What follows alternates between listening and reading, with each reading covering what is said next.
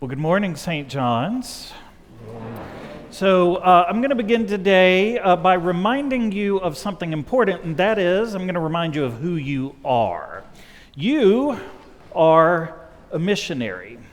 And I mean all of you. I'm trying to scan you and look you all in the eye. You, all of you, are, in some sense of the word, a missionary. Whether you have crossed an ocean or just crossed the street, you, my dear friends, are missionaries. Why? Because you are baptized. And the mission of the church, as our prayer book puts it, is to restore all people to unity with God and each other in Christ. That's it. That's your whole job as a Christian. And as Paul reminds us in his reading today, that mission is the ministry of reconciliation. You may not have realized that you signed up for that at baptism, but you did. Or more accurately, God signed you up for it. You're welcome. God, as Paul says, has reconciled us through Christ and now sends us to be reconcilers as well. And how do we do that? Well, not, as some people would say, with clever arguments or with conquest, but with love. Exactly like we see it in the parable of the prodigal son today. Because that's what Jesus did. Jesus was the original missionary who crossed the border from heaven to earth, the most significant border of all, that we might be reconciled to God. And he did it not through the power of force, but through the power of love. And so what that means for us, and you'll hear me say this every time we ever talk about mission, is that mission is the sharing of the love of Christ across any significant border. That bears repeating, so repeat after me. Mission is the sharing of the love of Christ, across any significant border. Try not to look so bored by it. You can smile when you think about yourself being a missionary. So sometimes that border is the ocean or the boundary between one country and the next. Sometimes it's just Monroe Street. Sometimes it's just the next person over or the next pew over. Wherever there's a divide, there is a mission field, and God calls us to go. So most Sundays, this is the point where I would dig us deeper into the scriptures, but today I want you to hear from someone who has lived this recently. As you know, several weeks ago, a small team from St. John's traveled to Zaria, Cuba to visit our companion church of San Apostol, a relationship that we here at St. John's have nurtured for years and years and years. And so today, the one and only, our very own Beth Sylvester, is here to share a glimpse of what they saw on this year's trip, what they learned, and how they were changed. So Beth, hi, welcome. Y'all please welcome Beth Sylvester.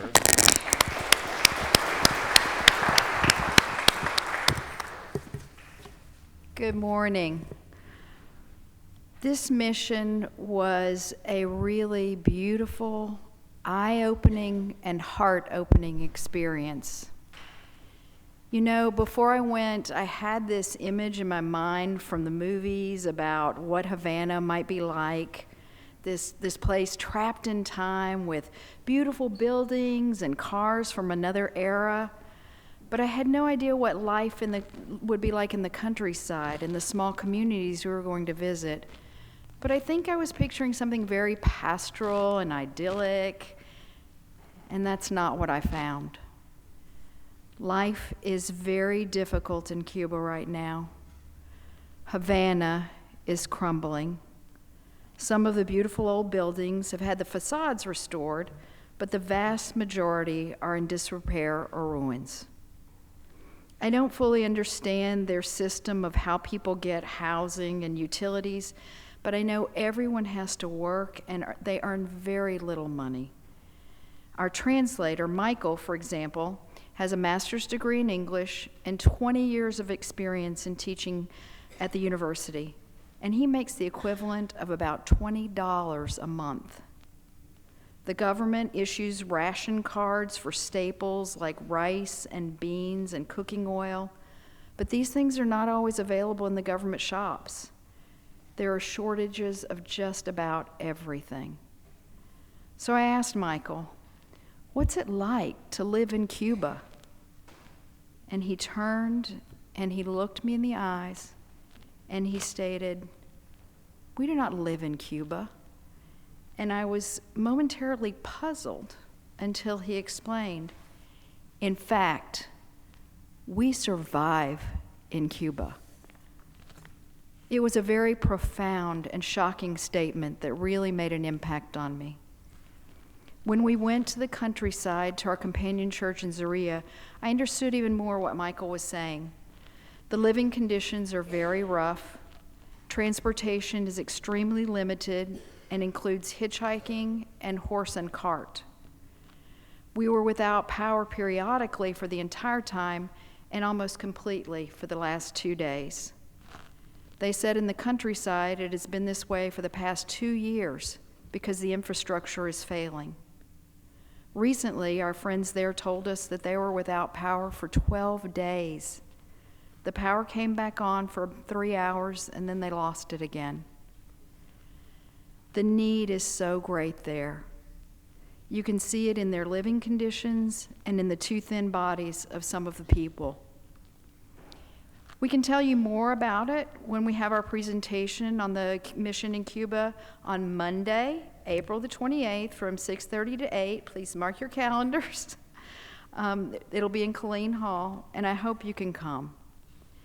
But I can tell you now that the clean water systems that we, Advent, and Christ Church support at the churches in Zaria, Los Arabos, and Cuatro Esquinas through the Living Waters for the World program are so important to those communities. We all know that water is life. We all need water every single day. And the only way to have water that doesn't make you sick in these areas is to boil it or to come to the church. So the water that is provided for free to anybody in the community is not only a source of health and life, it's also a source of community. It has brought people to the church. These churches are growing and thriving as a result of the resources they provide to their communities. The clean water that we as a community enable in our companion churches is faith in action. Like Father Lonnie said, we're sharing the love of Christ across real borders, not just the geographic ones, but the kind that separate survival from joy and isolation from belonging. The over-the-counter medical supplies that we bring are also critical. They can't buy these things in Cuba, aspirin, Band-Aids. We walked by the pharmacy in Zaria, and the young lady that was giving us the tour of the town explained that the pharmacy is only open limited times each week, and they post a handwritten sign on the door, just a little note showing what medicines they have that week, and that list is very short. We recognized insulin and an antibiotic on the list, but they don't have all the things that the people need. And as I said, the list of what they do have is very short. So, the need is great. But the people in these communities are not defeated. They are very spirit-filled. Their love and generosity shine out. They show their love through acts of service and prayer. They serve their communities and each other. I was told that in Cuba, if you need something or if you ask someone, if they have it or if they can do it, they'll give it to you. The church is a place where the community comes together and where they give of what they have. You know, when your life has so many difficulties, you turn to God, and His Spirit lifts you up, encourages you, and helps you get through those difficult times. The people in our companion churches have turned to God. They are so kind, generous, and loving. They don't have much, but they give of what they can. In his sermon in Los Arabos, Father Juan Carlos said to the people, "We all have something to give." Now, he was talking to the people in Cuba, but his message is for us as well. We all have something to give. For example, you could come to the presentation we're going to give and hear more about our experiences in Cuba and how we support our companion church. Not everyone can go on mission, but if you can, I encourage you to consider it.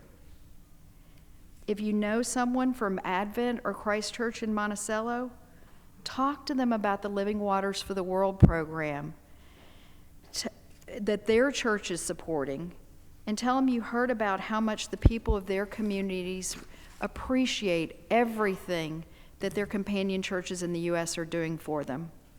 Encourage them to continue their support and to get involved. Maybe you can provide financial support for the mission or donate some supplies from the things that you have. The Episcopal Church has an official position on the U.S. embargo on Cuba, calling for an end to it. You can go to the church's website and read this very short writing explaining why they're opposed to the restrictions. It's because it hurts the people of Cuba rather than the government of Cuba. So you can educate yourself about Cuba. We all have something to give, and all of us can pray for Cuba and for the Cuban people. Please pray for them, for they are surely praying for us. This isn't just a good thing to do. This is gospel work. It's what Paul calls the ministry of reconciliation. And somehow, in crossing borders with love, we discover that Christ is already there, drawing us all together. Thank you for your support.